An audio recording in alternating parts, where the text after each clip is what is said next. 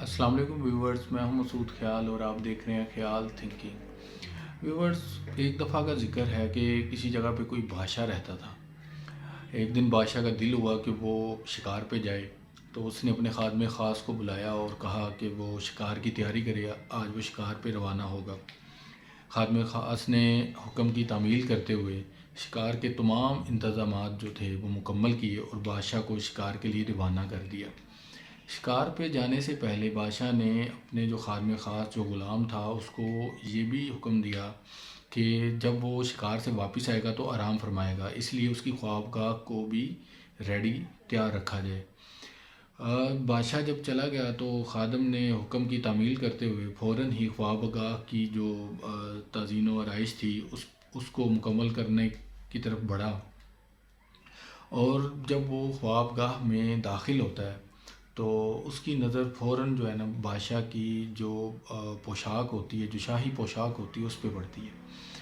اس کا فوراً دل کرتا ہے کہ کیوں نہ آج وہ شاہی پوشاک پہنے اور بادشاہ کی طرح کی فیلنگ یا احساس کو جو بادشاہ بن کے احساس ہوتا ہے اس احساس کو اپنے اندر پیدا کرے۔ اس نے ویسا ہی کیا، لیفٹ رائٹ دائیں بائیں دیکھا اور وہ پوشاک اس نے پہن لی۔ تھوڑی دیر بعد پوشاک پہن کے وہ جب بادشاہ کے شاہی پلنگ کی صفائی کر رہا تھا، یعنی کہ اس کو سیٹ کر رہا تھا، تو وہ شاہی پلنگ اس کو اتنا نرم و ملائم لگا کہ اس کا دل کیا کہ کیوں نہ آج اس شاہی پلنگ پہ وہ بھی آرام کرے۔ تو وہ آرام کی غرض سے شاہی پلنگ پہ لیٹ گیا، لیکن اس کو نہیں پتا تھا کہ وہ جب لیٹے گا تو وہ گہری نیند میں چلا جائے گا، اور وہ گہری نیند میں سویا رہا۔ تھوڑا ٹائم گزرا تو ملکہ کا خوابگاہ میں آنا ہوا، تو اس نے جب دیکھا کہ کوئی بندہ شاہی پوشاک میں وہ شاہی بیڈ کے اوپر، شاہی پلنگ کے اوپر لیٹا ہوا ہے، تو اس نے یہ سوچا کہ شاید جو بادشاہ ہے وہ آج شکار سے جلدی واپس آ گئے یا کسی وجہ سے شکار پہ نہیں گیا تو وہ آگے آرام فرما رہے ہیں۔ اس نے بادشاہ کی جو نیند تھی اس میں خلل نہیں ڈالا، اور وہ بھی بادشاہ کے پہلو میں آ کے لیٹ گئی۔ دونوں گہری نیند میں سو رہے تھے کہ واقع ہی بادشاہ اس دن شکار پہ کسی وجہ سے نہ جا سکا، اور وہ واپس سیدھا اپنی جب خوابگاہ میں داخل ہوا تو وہ منظر کو دیکھ، جو اس کے سامنے منظر تھا اس کو دیکھ کے وہ پریشان ہو گیا، اور اس کو اتنا غصہ اور جلال آیا کہ اس نے فوراً تلوار نکالی اور ان دونوں کو قتل کرنے، ان کے سر دھڑ سے جدا کرنے کے لیے آگے بڑھا۔ لیکن جو ہی وہ آگے بڑھا تو اس کے دماغ میں ایک بات آئی۔ اس نے سوچا کہ کیوں نہ میں اس کی وجہ جانوں کہ کیا ایسی وجہ تھی کہ ان دونوں کو اس انتہائی قدم کی طرف مجبور کیا کہ یہ دونوں ایک میرے ہی شاہی پلنگ پہ، میری ہی خوابگاہ میں ایک ساتھ وہ سوئے ہوئے ہیں، کیونکہ بادشاہ کے نزدیک اس کی ملکہ بہت ہی باوفا عورت تھی، اور اس کا جو غلام خادم خاص بھی تھا وہ بھی ایک وفادار خادم تھا۔ تو بادشاہ اسی ٹائم جو ہے نا شاہی پلنگ کے نیچے جا کے لیٹ جاتا ہے،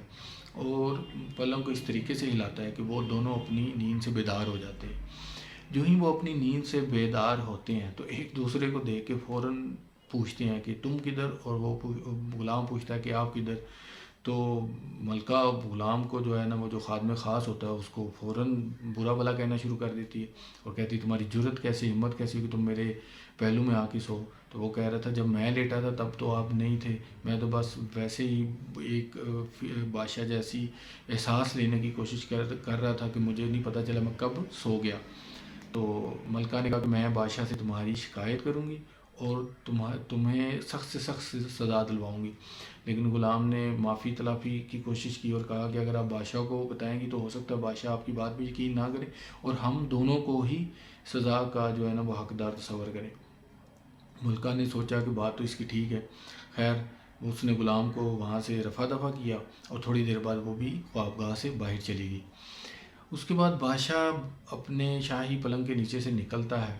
اور اللہ کا لاکھ لاکھ شکر ادا کرتا ہے کہ اللہ نے اس کو دو ناحق جانوں کو قتل کرنے سے بچا لیا۔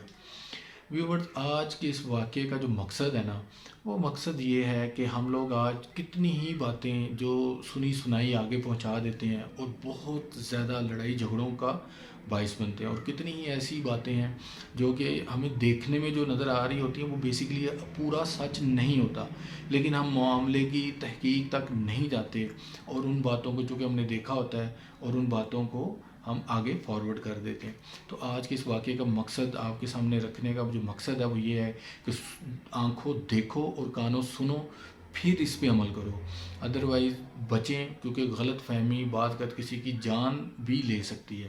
تو اگر میری آپ کو یہ ویڈیو اچھی لگی ہو، یہ واقعہ آپ کو واقعی متاثر کیا ہو، تو اس کو زیادہ سے زیادہ شیئر کریں، لائک کریں، تاکہ آپ اپنی میری زندگی کے ساتھ ساتھ دوسروں کی زندگی کے لیے رہنمائی کا بھی باعث بن سکیں۔ جزاک اللہ۔